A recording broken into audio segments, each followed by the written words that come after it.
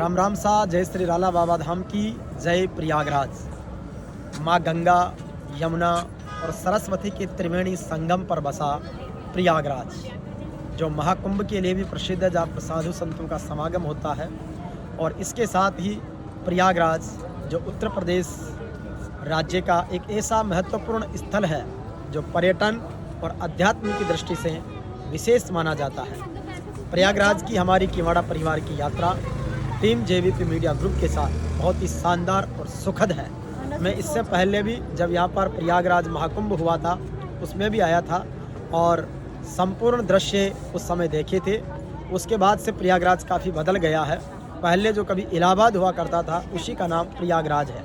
इसलिए Allahabad high court, जिसके फैसले देश और दुनिया में नज़ीर माने जाते हैं, इलाहाबाद यूनिवर्सिटी जहाँ पर शिक्षा का एक बड़ा उच्च स्तर है, इसके साथ ही माँ प्रकृति और परमात्मा की इस पावन गोद में बसा प्रयागराज नदियों का संगम है और इसीलिए संगम के रूप में से विशेष रूप से जाना जाता है। भगवान भोलेनाथ की जटाओं से प्रकट होने वाली माँ गंगा और भगवान राम की जन्मस्थली अयोध्या से निकल कर आ रही यमुना भी यहीं आकर मिलती है और सरस्वती जो अब लगभग लुप्त हो गई है।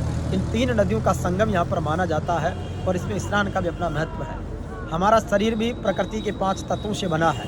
उसमें जल, अग्नि, वायु, आकाश और धरती का समावेश है और इसीलिए दुनिया की जितने भी सभ्यताएं और संस्कृतियां विकसित हुई है वो नदियों के किनारे पर ही हुई है।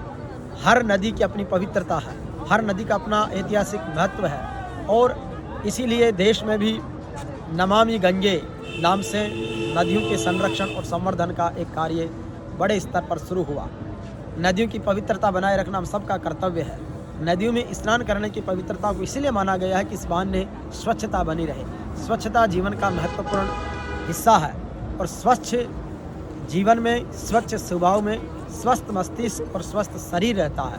प्रयागराज का ये घाट, प्रयागराज का ये दिव्य दृश्य आप देख रहे हैं कि किस तरीके से रोशनी से जगमग हो रहा है और इसके साथ ही अलग अलग घाट बने हुए हैं जहाँ पर स्नान करने के बाद में लोग पूजा अर्चना भी करते हैं। मैं व्यक्तिगत तौर पर नाम स्मरण का उपासक हूँ। माँ प्रकृति परमात्मा के नाम का, राम के नाम का स्मरण का उपासक हूँ। पाखंड पूजा से अक्सर दूर रहने का प्रयास करता हूँ। स्थिति परिस्थिति में समावेश भी करता हूँ। निश्चित रूप से कहते हैं कि तन को काम में और मन को राम में रमाने वाले सदैव ही प्रसन्न रहते हैं। हमारा हैप्पीनेस इंडेक्स का ये दायरा भी इसी रूप में बढ़ रहा है। जयपुर से हमने एक तरह से शिक्षा ज्ञान यात्रा के रूप में हमने शुरू किया और जयपुर से संत सुंदरदास जी की नगरी दौसा का दिव्य दर्शन, उसके बाद में भरतपुर महाराजा सूरजमल के शौर्य की गाथाओं से सरोवर महाराजा सूरजमल और माँ महावीर जी का पावन सानिध्य मिला। उसके साथ ही भरतपुर के गौरवशाली इतिहास और संस्कृति से रूबरू होने के साथ हम समरवीर गोकुला जी की पावन कर्मस्थली आगरा पहुँचे, जहाँ पर हमने समरवीर गोकुला जी का स्मारक दर्शन किया। उसके साथ ही आर्मी का ट्रेनिंग सेंटर, ताजमहल और अन्य स्थान भी देखे। वहाँ से हम लखनऊ, जो उत्तर प्रदेश की राजधानी है, और लखनऊ का विशेष विहंगम दृश्य और उसके साथ ही लखनऊ से हम राम नगरी अयोध्या पहुँचे। अयोध्या में इस समय राम लला जी का जो भव्य मंदिर बन रहा है वो दुनिया में आकर्षण का केंद्र हो रहा है। हालांकि उसको राजनीतिक और आध्यात्मिक दोनों दृष्टि से देखा जा रहा है। मैंने उसको ज्ञान की यात्रा के रूप में आध्यात्मिक दृष्टि से देखा है और इसीलिए आज दिव्यता और भव्यता जो रामलला की है वो राम जी की कृपा से है, किसी व्यक्ति विशेष या पार्टी विशेष से नहीं। राम जी की कहते हैं कि जा पर कृपा राम की होई, ता पर कृपा करे सब कोई।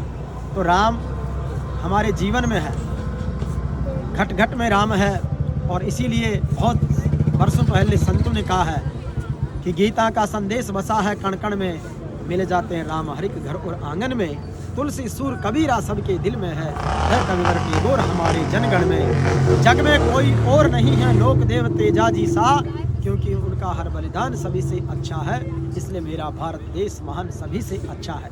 तो हमारी अयोध्या की जो यात्रा रही वो सरयू नदी में जल विहार हो, दिव्य दर्शन हो, राजा दशरथ का महल, राम भरत मिलाप, हनुमानगढ़ी, भगवान राम का दिव्य दरबार, रामलला जो वर्तमान में जहाँ पर पूजा हो रही है उसके दिव्य दर्शन, संपूर्ण मंदिर निर्माण में जो हो रहा है, चाहे वो केवट स्थल हो, चाहे वो राजा जटायु का महल हो, इसके अलावा कुबेर टीला हो जहाँ पर भगवान भोलेनाथ ने संवाद किया है, ऐसी बहुत सी जो धार्मिक महात्म्य से जुड़ी हुई चीज़ें हैं, और उसके साथ ही भगवान राम के चरित्र से जुड़े हुए जितने भी पात्र हैं उनके सहयोगी, उन सब का विशेष महत्व जो है वो अयोध्या नगरी में हमें देखने का अवसर मिला। और उसके बाद में अब हम प्रयागराज में हैं। प्रयागराज का ये दिव्य दर्शन बहुत दिव्य अनुभूति महसूस करवाता है, जहाँ पर हमने संध्या आरती का जो है सौभाग्य प्राप्त किया है, और भगवान नाम स्मरण का, क्योंकि सभी तीर्थ स्थल जो हैं वो नाम स्मरण को महत्व देते हैं। मनस्वी और तपस्वी, वो जरूर नहीं कि साधु के चोले में ही हो, साधु व्रती है, संत व्रती है, वो कोई भी हो सकता है। आप हम सभी साधु हो सकते हैं। मनस्वी यानी जो मनन करते हैं, अध्ययन करते हो, मनस्वी कहलाते हैं। जो तप करते हैं, तप का जरूर नहीं कि किसी अग्नि के सामने बैठे या किसी विशेष पोजीशन में ही बैठे। तप यह है कि हमारे कर्मों का जो तप है, हमारी जो बुराई है उनको दूर करके हमारी सद्गुणों का जो समावेश हम करें, वही तपस्या है, वही मनस्वी और तपस्वी कहलाते हैं। तो ऐसा ही भाव लेकर के प्रयागराज की धरती पर आए हैं, और प्रयागराज निश्चित रूप से देश और दुनिया का देशाटन करना चाहिए। देव दर्शन यात्रा उसे कहें, आप ज्ञान यात्रा कहें, शिक्षा यात्रा कहें, भ्रमण कहें, टूरिस्ट कहें, जो भी नाम दे सकते हैं, लेकिन दुनिया को देखने से एक अनुभव मिलता है, प्रकृति के नज़दीक जाने का सौभाग्य मिलता है। दुनिया में प्रकृति से बढ़कर, प्रकृति से ताकतवर कोई नहीं है।